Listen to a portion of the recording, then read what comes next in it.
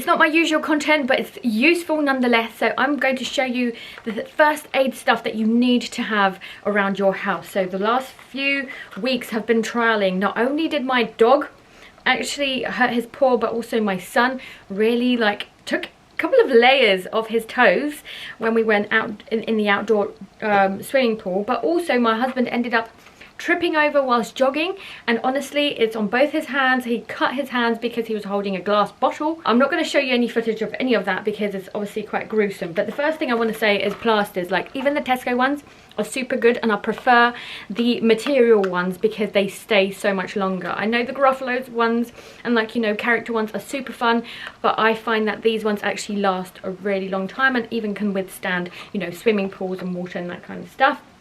The other thing I was going to show you guys is basically this. So when it's a big wound and a cut, so my dog had to use this, my husband had to use this, because like when you cut something and you need to put it back, basically instead of going to A&E, you can just do this yourself. And yes, we had this in our first aid kit. Why? Well, because we are prepared and we've had something in the past that basically meant that we needed to use this as well. I no longer wanted to go to A&E. I'm talking from personal experience, and I used these instead. So basically, let me take them out actually.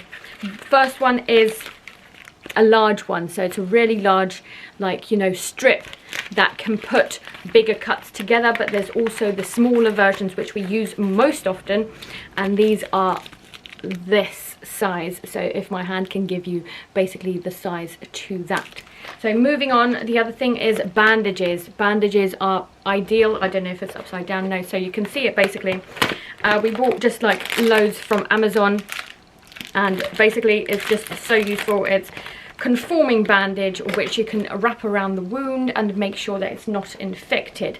Talking about infections, the one thing that I do recommend, the first thing that I recommend, is obviously cleaning it with water, but also using something like this. So this is actually sodium chloride, and you can use loads of antiseptic stuff, can't you? But this stuff is like, you know, proper hardcore cleaning solutions for any wounds and any size as well.